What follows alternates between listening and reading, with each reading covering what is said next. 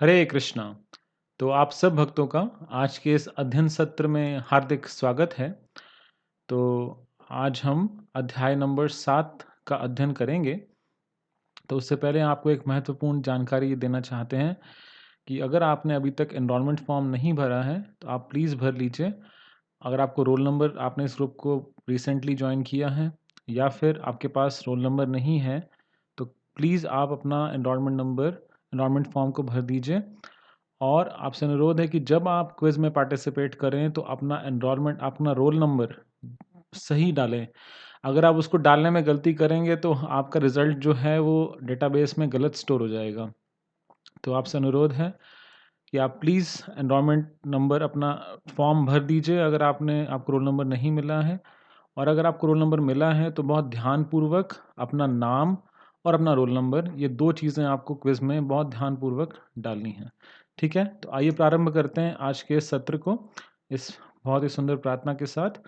कृष्णा कृष्णा कृष्णा कृष्णा कृष्णा कृष्णा कृष्णा हे कृष्णा कृष्णा कृष्णा कृष्णा कृष्णा कृष्णा कृष्णा हे कृष्णा कृष्णा कृष्णा कृष्णा कृष्णा कृष्णा रक्षामाम कृष्णा कृष्णा कृष्णा कृष्णा कृष्णा कृष्णा पाहि मां राम राघव राम राघव राम राघव रक्षामां कृष्णा केशव कृष्णा केशव कृष्णा केशव पाहि मां। श्रील प्रभुपाद जी का प्रणाम मंत्र। नमः ओम विष्णुपादाय कृष्णापृष्ठाय भूतले श्रीमते भक्तिवेदांत स्वामिन इति नामिने। नमस्ते सारस्वते देवे गौरवाणी प्रचारिणे निर्विशेषा शून्यवादी पाश्चात्य देशातारिणे। हरे कृष्णा कृष्णा कृष्णा हरे हरे हरे राम राम राम हरे हरे। तो आइए प्रारंभ करते हैं अध्याय नंबर 7 को। इसका शीर्षक है तृणावर्त का उद्धार। भगवान श्री कृष्ण सदैव ही षड ऐश्वर्यों से ओतप्रोत रहते हैं। यह है पूर्ण धन, बल, यश, ज्ञान, सौंदर्य तथा वैराग्य। तो भगवान श्री कृष्ण के अंदर 6 ऐश्वर्य हैं या ऑपुलेंसेस हैं और वो पूर्ण मात्रा में हैं, है ना? क्या क्या है वो? पूर्ण धन, पूर्ण बल, पूर्ण यश, ज्ञान, सौंदर्य तथा वैराग्य। भगवान सबसे ज़्यादा धनी है, सबसे ज़्यादा बलशाली हैं, सबसे ज़्यादा फेमस हैं यानी कि यशस्वी हैं, सबसे ज़्यादा ज्ञान उनके पास है, सबसे ज़्यादा सौंदर्य उनके पास है, सबसे ज़्यादा सुंदर हैं और सबसे ज़्यादा वैरागी भी हैं। इन सब चीज़ों से अनासक्त हैं। तो हम देखते हैं कि आम तौर पर लोगों के पास ये ऐश्वर्य थोड़ी-थोड़ी मात्रा में होते हैं, है ना? लेकिन भगवान के पास ये सब कुछ पूर्ण मात्रा में है और एक साथ है। यानी कि एक ही बार में भगवान के पास सारे ऐश्वर्य पूर्ण मात्रा में हैं। भगवान विभिन्न पूर्ण शाश्वत अवतारी रूपों में प्रकट होते हैं। बद्ध जीवात्मा को इन अवतारों में भगवान के कार्यकलापों के विषय में सुनने का अवसर प्राप्त होता है। भगवत गीता में कहा गया है, जन्म कर्म च मे दिव्यम। भगवान की लीलाएं तथा कार्यकलाप संसारी नहीं है, वे भौतिक बोध से परे हैं। किंतु बद्ध जीव इन असाधारण कार्यकलापों के श्रवण से लाभान्वित हो सकता है। श्रवण एक अवसर है जो भगवान का साहचर्य प्रदान करता है और उनके कार्यकलाप के श्रवण का अर्थ है दिव्य चेतना का विकास करना। तो जितने जो जीव हैं जो बद्ध अवस्था में है, एक है मुक्त जीव यानी कि जो मुक्त हैं यानी कि जो आध्यात्मिक जगत में हैं, तो वो है मुक्त जीव और जो जीव यहाँ पर हैं, जो भौतिक संसार में हैं, जो भौतिक प्रकृति के अधीन हैं, उन्हें कहा जाता है बद्ध जीव। तो जो बद्ध जीव हैं, वो क्या करते हैं? वो भगवान के जो अलग-अलग अवतार हैं, उनके बारे में जब सुनते हैं, तो क्या होता है? उनके हृदय का जो जो कल्मश है, वो साफ़ होता है। तो वो कैसे होता है? जब वो श्रवण करते हैं। तो श्रवण का अर्थ है कि हम अपनी दिव्य चेतना का विकास करना। बद्ध जीव की स्वाभाविक प्रवृत्ति अन्य बद्ध जीवों के विषय में उपन्यास, नाटक, कथा आदि के माध्यम से कुछ न कुछ श्रवण करने की होती है। तो आम तौर पे हम लोग फ़िल्म स्टार्स, क्रिकेट स्टार्स और अभी हम देखते हैं कि इतने सारे यूट्यूब चैनल्स हैं कि लोग देखना चाहते हैं कि उसकी लाइफ़ में क्या हो रहा है, अच्छा वो क्या कर रहा है और इस फ़िल्म स्टार ने क्या बोला। तो हम इतने सारे चीज़ें सुनते रहते हैं। तो हम सबकी रुचि है इन सब चीज़ों को जानने की। अन्यों के विषयों में कुछ न कुछ श्रवण करने की इस प्रवृत्ति का उपयोग भगवान की लीलाओं के श्रवण करने में किया जा सकता है। तब मनुष्य तुरंत दिव्य प्रकृति की ओर विकास कर सकता है। कृष्ण की लीलाएं न केवल सुंदर हैं अपितु वे मन को मोहने वाली हैं। तो भग और होता क्या है, अगर इस प्रवृत्ति को, इस भावना को हम भगवान की ओर केंद्रित करें, भगवान की लीलाओं को पढ़ें, तो क्या होगा, हमारी जो दिव्य प्रकृति है हम उसमें विकास करेंगे। यदि कोई भगवान की लीलाओं के श्रवण का लाभ उठाता है, तो प्रकृति के दीर्घकालीन संगति के कारण मन में संचित होने वाले कल्मश धूलि को तुरंत ही धोया जा सकता है। तो क्योंकि हम भौतिक संसार में हैं, तो हमारा जो मन है वो बहुत ही कलुषित है। हमारे मन के अंदर बहुत सारे ऐसे विचार हैं, ऐसे संस्कार हैं जो एक्चुअली में बहुत गंदे हैं, बहुत कलुषित हैं। तो हृदय में जितनी भी गंदगी है वो कैसे साफ होगी? जब कोई भगवान की लीलाओं का क्या करता है? श्रवण करता है। भगवान चैतन्य ने भी उपदेश दिया है कि भगवान कृष्ण के दिव्य नाम के श्रवण मात्र से ही मनुष्य अपने मन के सारे भौतिक कल्मश धो सकता है। चेतो दर्पण मार्जनम, की मन में जो मैल है वो कैसे साफ होगी? वो भगवान के दिव्य नाम के श्रवण मात्र से साफ हो जाएगी। आत्म साक्षात्कार की विभिन्न विधियां हैं, किंतु जब बद्ध जीव इस भक्ति की विधि को, जिसका महत्वपूर्ण कार्य श्रवण करना है, अपनाता है, तो इसके द्वारा उसका भौतिक कल्मश स्वतः धुल जाता है और उसे अपनी स्वाभाविक स्थिति का बोध हो जाता है। तो जो हमारी अभी स्थिति है, हम अपने दिव्य जो हमारी प्रकृति है, उसके बारे में हमको कोई ज्ञान नहीं है ना? हम आध्यात्मिक जगत से इस भौतिक जगत में आए हैं, तो हमको अपनी आध्यात्मिक स्थिति का कोई ज्ञान नहीं है, अपने दिव्य स्वरूप का कोई ज्ञान नहीं है। लेकिन जैसे-जैसे हम भगवान के बारे में सुनते हैं, हमारे हृदय से जब कल्मश साफ़ होती है, तो क्या होता है? हम उस अपनी स्वाभाविक स्थिति का बोध होता है। इस कल्मश के कारण ही यह बद्ध जीवन है और ज्यों ही यह कल्मश धुल जाता है, त्यों ही जीवात्मा का अप्रकट कार्य अर्थात भगवान की सेवा करने का कार्य सहज ही जाग उठता है। तो हमारी जो ये डोरमेंट प्रोपेंसिटी है, जो अप्रकट एक भावना है अंदर से, वो क्या है कि भगवान की सेवा करना। तो जैसे-जैसे हम भगवान की लीलाओं को सुनते हैं, हमारे हृदय का जो कल्मश साफ होता है, तो क्या होता है, ये जो अंदर एक अप्रकट जो एक डोरमेंट प्रोपेंसिटी है भगवान की सेवा करने की, वो पुनः जागृत हो जाती है।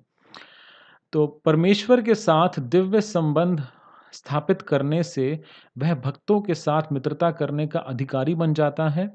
महाराज परीक्षित ने व्यवहारिक अनुभव से यह निर्दिष्ट किया है कि प्रत्येक व्यक्ति भगवान की दिव्य लीलाओं को सुनने का प्रयास करे। यह लीला पुरुषोत्तम भगवान कृष्ण नामक भाष्य इसी उद्देश्य से लिखा गया है और पाठक को चाहिए कि मानव जीवन के चरम लक्ष्य की प्राप्ति के लिए इसका लाभ उठाए। तो शिला प्रभुपाद जी ने इस कृष्णा पुस्तक को क्यों लिखा है? सिर्फ इसलिए लिखा है कि ताकि हम भगवान श्री कृष्ण के बारे में सुने, उनके बारे में पढ़ें, तो उससे क्या होगा, जो हृदय की कलमश है वो साफ़ होगी।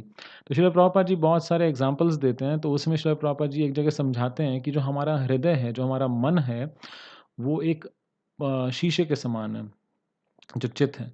तो उसके ऊपर बहुत सारी मिट्टी गिरी हुई है। तो अगर किसी शीशे के ऊपर बहुत सारी मिट्टी होगी, और अगर आपने अपने आप शक्ल को देखने का प्रयास करेंगे तो क्या आप देख पाएँगे? नहीं देख पाएँगे। लेकिन जब हम उसके ऊपर पोंछा लगाते हैं, सब कपड़े से साफ करते हैं, तो शीशा क्लियर हो जाता है। तो फिर जब अपने आप को आप उसमें देखते हैं तो क्या आप देख पाते हैं? बिल्कुल देख पाते हैं। तो उसी प्रकार से ये जो हृदय है, ये जो चेतो चेतो दर्पण मार्जनम, मतलब जो हृदय है, ये जो हमारा चित्त है, ये एक दर्पण के समान है। तो जब इसके ऊपर बहुत सारा कल्मश जमा है तो हम अपने आप की अपनी वास्तविक स्थिति देख नहीं पाते। बट जैसे-जैसे ये भगवान की कथाओं को, लीलाओं को, हरिनाम लेकर जब ये श्रवण करते-करते हमारा हृदय साफ होता है, तो क्या होगा? हम अपनी वास्तविक स्थिति को समझ पाएँगे। भगवान अपनी अहेतुकी कृपावश इस भौतिक जगत में अवतरित होते हैं और सामान्य पुरुष की भांति अपने कार्यकलापों का प्रदर्शन करते हैं। दुर्भाग्यवश शून्यवादी या नास्तिक लोग कृष्ण को अपने समान एक सामान्य व्यक्ति मानते हैं और इस तरह वह उनका उपहास करते हैं। तो बहुत सारे लोग कहते हैं कि अरे कृष्ण कोई कृष्ण ने तो एक छोटे से मतलब राम और कृष्ण ये क्या है, ये कोई भगवान थोड़ी थे, ये तो महापुरुष थे। इनके पास कुछ अच्छी पावर्स थी, कोई शक्तियाँ थी बस, ये और कोई बहुत बड़ी बात थोड़ी है। तो जैसे स्पाइडरमैन, सुपरमैन, इस टाइप के जो सुपर हीरोज़ होते हैं, तो थोड़ी-सी शक्तियाँ ज़्यादा थीं, बट थे तो वो मनुष्य ही, प्रकृति के अधीन थे। भगवान ने स्वयं भगवद गीता में इसकी इसकी यह कहकर भर्त्सना की है, "अब जानन्ति माम मूढ़ा।" मूढ़ा या पाखंडी कृष्ण को सामान्य व्यक्ति या मानव से थोड़ा बहुत अधिक शक्तिमान मनुष्य मानते हैं। दुर्भाग्यवश वे उन्हें श्री भगवान के रूप में स्वीकार नहीं कर पाते। कभी-कभी ऐसे भाग्यहीन मनुष्य बिना किसी शास्त्रीय प्रमाण के अपने आप को कृष्ण का अवतार घोषित कर देते हैं। तो हमने अभी थोड़े दिन पहले आपको चैप्टर नंबर 1 टू 5 का जो क्विज़ हुआ था, तो उसमें एक क्वेश्चन था। तो साउथ इंडिया में एक अपने आप को डिक्लेयर किया एक बंदे ने, 1990 में वो कहता है कि मैं कल्कि भगवान का अवतार हूँ। तो अभी तक तो उसको नहीं पता था, पिछले 50 साल 40 साल में तो उसे नहीं पता लगा। पहले वो एलआईसी में क्लर्क था और एकदम से उसे जागृत हुआ कि मैं भगवान हूँ, मैं कल्कि भगवान हूँ। तो ऐसे अब जो कम बुद्धि के लोग हैं, वो भगवान को एक साधारण मनुष्य समझते हैं या फिर उनको एक थोड़ा-सा शक्तिमान पुरुष मान लेते हैं, बस इससे ज़्यादा कुछ नहीं। अब भगवान क्या कहते हैं कि ऐसे लोग मूर्ख हैं, पाषंडी हैं। जब कृष्ण कुछ और बड़े हुए, तो वो पलटने लगे। अब वह पीठ के ही बल नहीं लेटे रहते थे। यशोदा तथा नंद महाराज ने दूसरा उत्सव अर्थात कृष्ण की पहली वर्षगांठ मनाई। तो अभी तक हमने पढ़ा था कि भगवान का जन्म हुआ, फिर पूतना का वध हुआ और अब भगवान की फर्स्ट बर्थडे मनाए जा रहा है। उन्होंने कृष्ण जन्म दिवस यानी जन्माष्टमी उत्सव का आयोजन किया, जो आज भी वैदिक सिद्धांतों के अनुयायियों द्वारा मनाया जाता है। भारत में सारे हिंदू जातिगत भेदभाव छोड़कर कृष्ण का जन्मदिन मनाते हैं।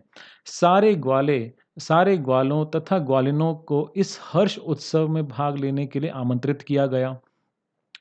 सुंदर वाद्य वृंद बज रहा था, जिसे सुनकर एकत्रित लोग आनंदित हो रहे थे।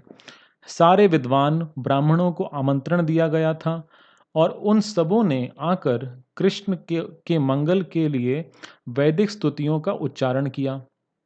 स्तुतियों के उच्चारण तथा वाद्यों के बजते समय यशोदा माता ने कृष्ण को स्नान कराया। यह स्नान क्रिया अभिषेक कहलाती है और आज भी इसे वृंदावन के सारे मंदिरों में जन्माष्टमी दिवस के रूप में संपन्न किया जाता है।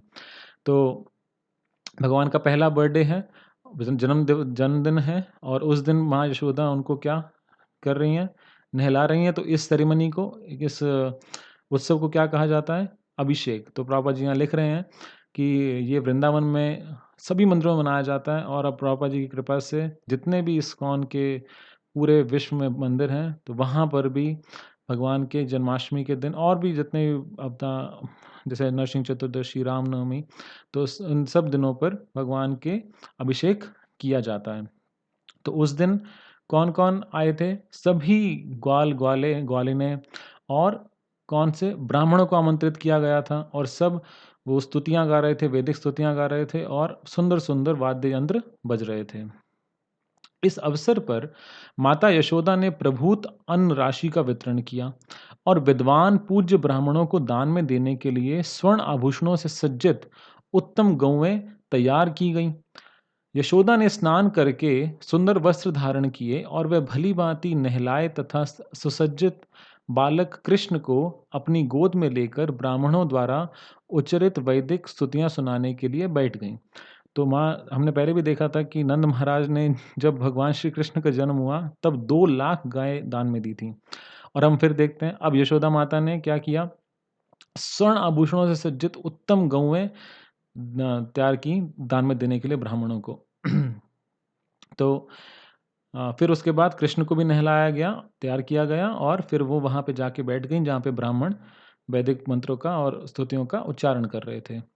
वैदिक स्तुतियाँ सुनते सुनते कृष्ण को गहरी नींद लग गई, अतः माता चुपके से जाकर उन्हें बिस्तर पर लेटा आईं। इस शुभ अवसर पर सारे मित्रों, संबंधियों तथा वृंदावन वासियों का स्वागत करने में व्यस्त रहने के कारण यशोदा जी बालक को दूध पिलाना भूल गईं। बालक भूख के मारे रो रहा था, किंतु जनरव के कारण वे बालक की रोना न सुन पाईं। अतः बालक अत्यंत क्रुद्ध हुआ, क्योंकि वह भूखा था और माता उसकी ओर ध्यान नहीं दे रही थी। अतः वह अपनी टांगे ऊपर उठाकर चरण कमलों को सामान्य बालक की तरह पटकने लगा। तो वैसे तो भगवान श्री कृष्ण का क्या है, आत्माराम है, उनको किसी चीज़ की आवश्यकता नहीं है। ही इज़ ऑल सैटिस्फाइड, अपने पूर्ण रूप से संतुष्ट हैं। लेकिन यही बात देवकी माता, अध्याय नंबर 2 में हमने पढ़ा था कि देवकी माता कहती हैं कि मुझे इस चीज़ से हैरानी होती है, मैं इस बात को देखकर बहुत हैरान हूँ कि आप अपने भक्तों को प्रसन्न करने के लिए बिल्कुल ऐसे लीला करते हैं जैसे एक सामान्य व्यक्ति की तरह। सिर्फ़ किस लिए? अपने भक्तों को प्रसन्न करने के लिए, अपने भक्तों को आनंद देने के लिए। तो यहाँ पे भी वही चीज़ हो रही है। भगवान श्री कृष्ण एक बिल्कुल नॉर्मल बच्चे की तरह बिहेव कर रहे हैं, जो भूख लगने पर अपनी टाँगें उठा-उठा कर पटकने लगता है। तो बालक कृष्ण को एक छकड़े के नीचे, यानी कि कार्ट मतलब बैलगाड़ी के नीचे रखा गया था और जब वे अपने पाँव पटक रहे थे तो अकस्मात उनका पाँव छकड़े के पहिए से छू गया, जिससे वह छकड़ा चूर-चूर हो गया। इस छकड़े पर अनेक प्रकार के पात्र तथा पीतल तथा अन्य धातुओं की बनी थालियाँ संचित थीं और वे सब धड़ाम से नीचे गिर गईं। छकड़े का पहिया धुर से निकल गया और पहिए के सारे और टुकड़े इधर-उधर छितर गए। माता यशोदा तथा समस्त गोपियाँ एवं नंद महाराज तथा सारे ग्वाले आश्चर्यचकित थे कि ये छकड़ा किस तरह स्वतः टूट गया। इस पावन उत्सव में समागत सारे स्त्री तथा पुरुष छकड़े के चारों ओर एकत्रित हो गए और सुझाव देने लगे कि ये छकड़ा किस तरह टूटा होगा। तो वो झगड़ा टूटा तो भगवान श्री कृष्ण के पाँव लगने के कारण था। लेकिन वो आपस में अब डिस्कशन कर रहे हैं कि कैसे टूटा होगा। किंतु कोई भी इसका कारण नहीं जान पाया। हाँ, कुछ छोटे-छोटे बच्चों ने, जिन्हें नन्हे कृष्ण के साथ खेलते रहने का काम सौंपा गया था, भीड़ को बताया कि पहिए में श्री कृष्ण का पाँव लग जाने से ऐसा हुआ। बालकों ने भीड़ को आश्वस्त किया कि उन्होंने अपनी आँखों से देखा है कि वह सब कैसे हुआ और वह सब इसी पर बल दे रहे थे। तो बच्चे कह रहे थे कि ये तो कृष्ण के पाँव लगने से हुआ है। तो कुछ लोग तो ध्यान से छोटे बच्चों के बयान सुन रहे थे, किंतु दूसरों ने कहा, आप इन बच्चों के कहने पर कैसे विश्वास कर सकते हैं? ग्वाले तथा ग्वालिनें ये जान ना पाई कि सर्वशक्तिमान भगवान वहाँ बाल रूप में लेटे हुए थे और वे कुछ भी करने में समर्थ थे। तो एक्चुअली में ये जो काठ थी, ये जो छकड़ा था, ये एक्चुअली में एक राक्षस था जिसका नाम था शकटासुर। तो भगवान ने इस शकटासुर का भी उद्धार किया था, जो एक काठ की फॉर्म में वहाँ पे था। तो भगवान ने उसका भी उद्धार किया। तो अब इसके बाद संभव तथा असंभव दोनों ही उनके वश में थे। जब इस तरह विवाद चल रहा था तो बालक कृष्ण रो पड़े। तो इतनी देर से उनको वैसे ही भूख लगी थी। तो माता यशोदा ने बिना प्रतिवाद के बालक को अपनी अपनी गोद में उठा लिया और भूत प्रेत दूर करने के लिए वैदिक स्तुतियों का उच्चारण कराने के लिए विद्वान ब्राह्मणों को बुलाया। तो उन्होंने, जैसे पूतना के समय हुआ था, उन्होंने हरिनाम लिया, उन्होंने बहुत सारी प्रार्थनाएं की, उसी प्रकार से फिर ऐसा उनको लगा कि फिर से कुछ दिक्कत हुई है, तो उन्होंने फिर से विद्वान ब्राह्मणों को बुलाया और उनसे बोला कि वैदिक स्तुतियों का उच्चारण करें। साथ ही वह बच्चे को दूध भी पिलाती रहीं। यदि बालक अपनी माता का दूध ठीक से पीता है, तो यह समझा जाता है कि बच्चे को कोई खतरा नहीं है। तत्पश्चात समस्त बलिष्ठ ग्वालों ने टूटे छकड़े को ठीक किया और इधर-उधर बिखरी वस्तुओं को पूर्ववत रख दिया। फिर ब्राह्मणों ने यज्ञ की अग्नि में घी, दही, कुशा तथा जल की आहुतियां दी। उन्होंने बच्चे के मंगल के लिए श्री भगवान की पूजा की। वहां पर उपस्थित सारे ब्राह्मण सुपात्र थे। सुपात्र मतलब क्वालिफाइड, क्योंकि वे ईर्ष्याहीन थे। उनके अंदर वो क्या-क्या विशेषताएँ थीं, यहाँ पे शिल प्रभुपाद जी बहुत क्लियरली बता रहे हैं। सबसे पहली उनके अंदर जो विशेषता थी, जो गुण था, वो था ईर्ष्याहीन होना। उन्होंने कभी असत्य भाषण नहीं किया था। वे घमंडी नहीं थे। वे सबके सब अहिंसावादी एवं प्रामाणिक थे। अतः ऐसा कोई कारण न था उनके आशीर्वाद व्यर्थ जाएँ। तो यहाँ पे बताया जा रहा है बहुत क्लियरली कि उन ब्राह्मणों की क्या विशेषता थी, क्या गुण थे कि वो इतने सुपात्र, इतने क्वालिफ़ाइड थे, प्रामाणिक ब्राह्मण थे। सुपात्र ब्राह्मणों के दृढ़ विश्वास के साथ नंद महाराज ने अपने पुत्र को गोद में लेकर विविध औषधियों से मिश्रित जल के द्वारा उसे स्नान कराया और ब्राह्मणों ने ऋक, यजु तथा साम वेदों से स्तुतियां पढ़ी। तो पहले तो एक बार माता यशोदा ने स्नान करवाया था, लेकिन अब भगवान को नंद महाराज ने अपनी अपनी गोद में बिठाकर विविध औषधियों के मिश्रित जल से फिर उनको फिर से स्नान कराया। कहा जाता है कि जब तक ब्राह्मण योग्य पात्र ना हो, तब तक उसे वेदों के मंत्र नहीं पढ़ने चाहिए। यहाँ पर इसका प्रत्यक्ष प्रमाण है कि वे ब्राह्मण समस्त ब्राह्मण लक्षणों से संपन्न थे। नंद महाराज को भी उन पर पूर्ण श्रद्धा थी। फलतः वे वैदिक मंत्रोच्चार द्वारा अनुष्ठान करने की फलतः उन्हें वैदिक मंत्रोच्चार द्वारा अनुष्ठान करने की अनुमति प्रदान की गई। यद्यपि विभिन्न कार्यों के लिए भिन्न-भिन्न प्रकार के यज्ञों का विधान है, किंतु सारे मंत्रों का उच्चारण सुपात्र ब्राह्मणों द्वारा ही होना चाहिए। चूँकि इस कली काल में, इस कलयुग में ऐसे सुपात्र ब्राह्मण उपलब्ध नहीं हैं, अतः समस्त वैदिक ज्ञान अनुष्ठान वर्जित हैं। इसलिए श्री चैतन्य महाप्रभु ने इस युग के लिए केवल एक प्रकार के यज्ञ की संस्तुति की है और वह है संकीर्तन यज्ञ, अर्थात हरे कृष्ण महामंत्र का जप या फिर कीर्तन। तो श्रील प्रभुपाद जी बहुत क्लियरली बता रहे हैं कि ब्राह्मण जो है वो क्या होता है, वो कुल से ब्राह्मण नहीं होता, वो अपने गुणों से ब्राह्मण होता है। जैसे भगवान गीता में भी समझाते हैं कि उन्होंने गुणा कर्मा विभागशः, ये जो वर्ण बनाए हैं, वर्ण आश्रम जो बनाया है, ये वो किससे बनाया है? गुण और कर्मों के अनुसार, ना कि जन्म के अनुसार। ये बिल्कुल उसी प्रकार से है कि जैसे एक डॉक्टर का बेटा ये बोले कि क्योंकि मेरे पिताजी डॉक्टर हैं तो मैं भी डॉक्टर हूँ। तो ऐसा तो सत्य नहीं है, उसको पूरा एमबीबीएस का, एमडी का डिग्री करना पड़ेगा तो ही वो डॉक्टर बन सकता है, राइट?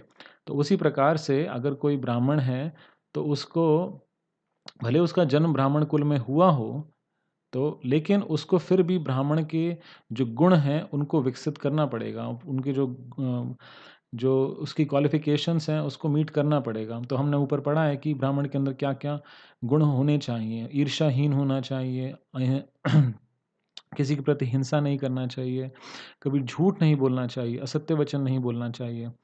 तो इसलिए श्रील प्रभुपाद जी यहाँ पे बता रहे हैं कि क्योंकि आम तौर पे ऐसे गुण नहीं देखे जाते, इसलिए वैदिक जो यज्ञ अनुष्ठान वर्जित हैं कलयुग में। तो कौन सा यज्ञ करना है? हरे कृष्ण महामंत्र का कीर्तन या जप। तो हम 2 तरह से कर सकते हैं, या तो माला पे कर सकते हैं या फिर कीर्तन करके कर सकते हैं। तो ये किसने बताया? श्री चैतन्य महाप्रभु इसे बताते हैं, यज्ञै संकीर्तनः प्रायै यजन्ति हि सुमेधसः। जब ब्राह्मणों ने वैदिक स्तुतियों का उच्चारण किया और दूसरी बार विधि विधान संपन्न कराया, तो नंद महाराज ने पुनः उन्हें प्रभूत प्रभूत मतलब बहुत सारा, उन्हें प्रभूत अन्न तथा गौएं दान में दी। दान की दी गई सारी गौएं सुनहरे गोटों वाली वस्त्रों से आभूषित थीं। उनके खुर चांदी के पत्रों से मड़े थे। उनके सींग सुनहरे छल्लों से सजाए गए थे और उनके गले में फूलों के हार पड़े थे। उन्होंने अपने सुंदर पुत्र के कल्याणार्थ अनेक गौओं का दान किया और बदले में ब्राह्मणों ने हार्दिक आशीर्वाद दिया। तो उन्होंने बहुत सारी गौएँ दान में की और ब्राह्मणों ने उस बच्चे को, उस बालक को बहुत सारा हार्दिक आशीर्वाद दिया। ब्राह्मणों द्वारा प्रदत्त ये आशीर्वाद कभी निष्फल नहीं हो सकते थे। तो अब यहाँ से एक डिफरेंट कॉन्टेक्स्ट शुरू हो रहा है। यहाँ पर जो भगवान का जन्मदिन है, उसकी सेरेमनी, उत्सव कंप्लीट हो गया है। अब थोड़ा-सा आगे मूव करते हैं। एक दिन इस उत्सव के तुरंत बाद जब माता यशोदा बालक को अपनी गोद में लेकर दुलार रही थीं, तो बालक बहुत भारी लगने लगा और वे उसे उठाने में असमर्थ अनुभव करने लगीं। अतः उन्होंने इच्छा ना होते हुए भी उसे जमीन पर बिठा दिया। तो माँ यशोदा की गोद में बालक कृष्ण खेल रहे थे, लेकिन एकदम से अकस्मात उनको ऐसा लगा कि ये तो बहुत भारी लग रहा है बच्चा एकदम से, तो उन्होंने ना चाहते हुए भी उनको ज़मीन पर बिठा दिया। तो थोड़ी देर बाद वह गृह कार्य में व्यस्त हो गईं। उसी समय कंस का एक भृत्य, भृत्य मतलब सेवक, अ, कंस का एक भृत्य जिसका नाम तृणाव्रत था, कंस के आदेशानुसार बवंडर के रूप में वहाँ प्रकट हुआ।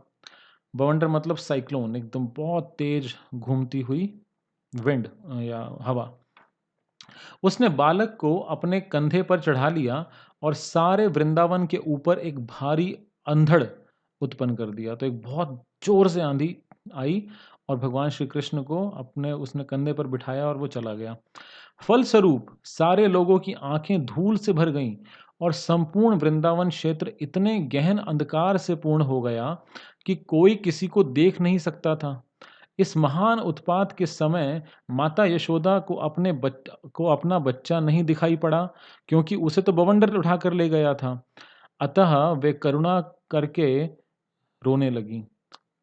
वे पृथ्वी पर उसी प्रकार गिर पड़ी जिस प्रकार बछड़ा खो जाने पर गाय बेहोश हो जाती है। जब यशोदा की इस तरह विलाप कर रही थीं, तो सारी ग्वालिनें तुरंत वहां आ गईं और बालक की खोज करने लगीं, किंतु वे बालक को नहीं पा सकीं, अतः निराश हो उठीं। तृणाव्रत दानव बालक कृष्ण को कंधे पर उठाकर आकाश में बहुत ऊपर चला गया था, किंतु बालक ने अपना भार इतना बढ़ा लिया कि सहसा वह और ऊपर नहीं जा सका।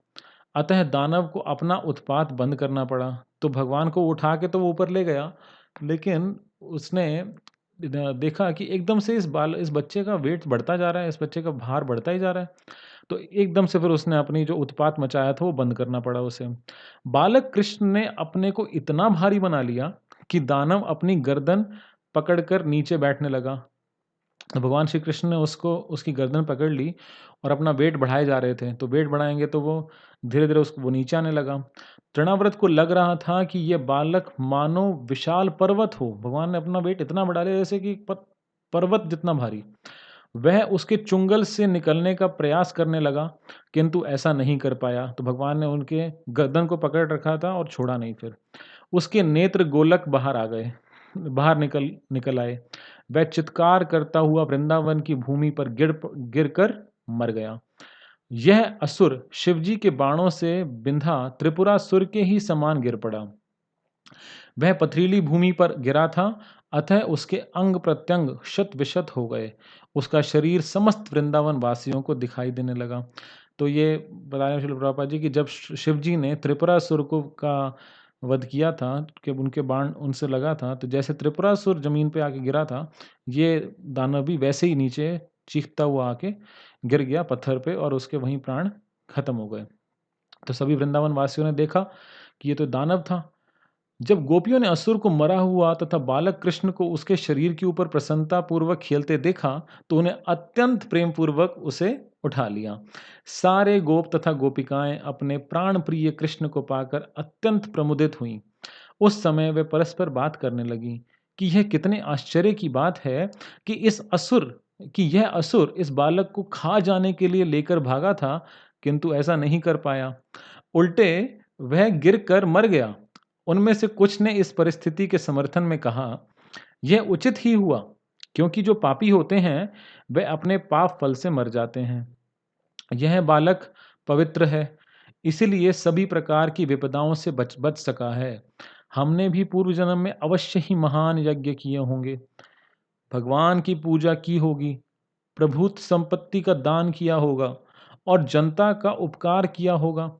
ऐसे पुण्य कार्यों के फलस्वरूप ही यह बालक इस संकट से बच सका है।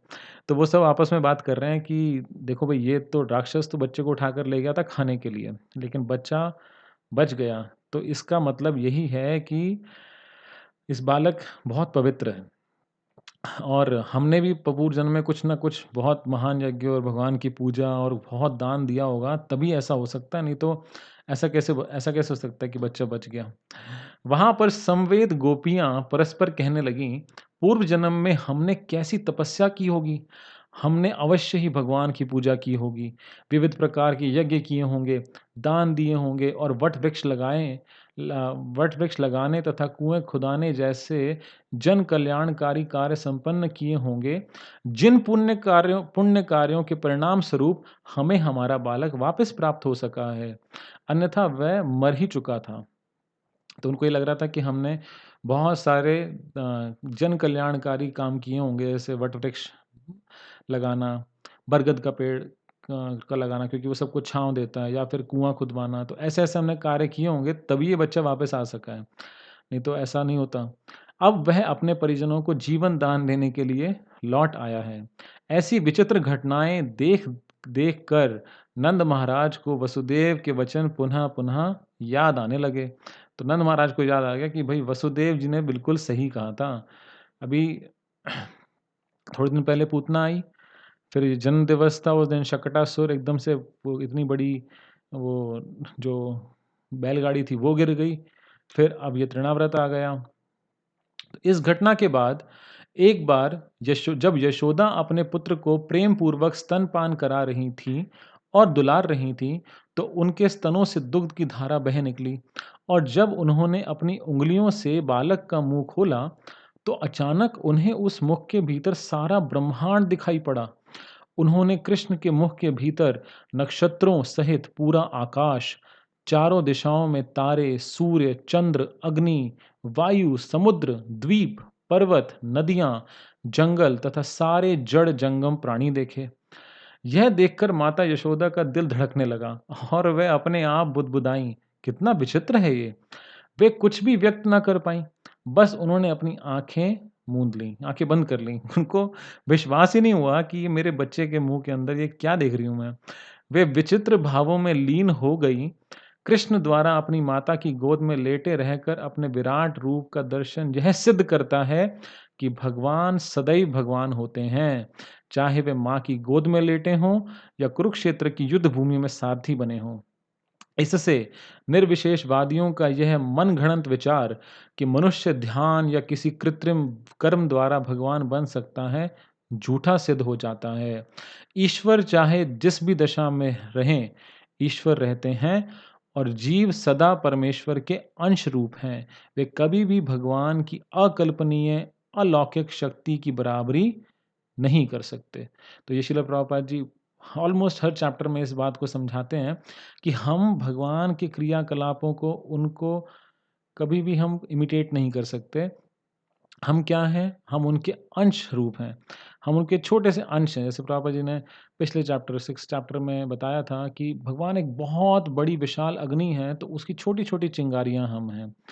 तो इसलिए जो मायावादियों का सिद्धांत है, प्रभुपाद जी बार-बार उसको बार-बार कट करते हैं कि नहीं, ये ठीक नहीं है। हम एक जीव कभी भी भगवान नहीं बन सकता।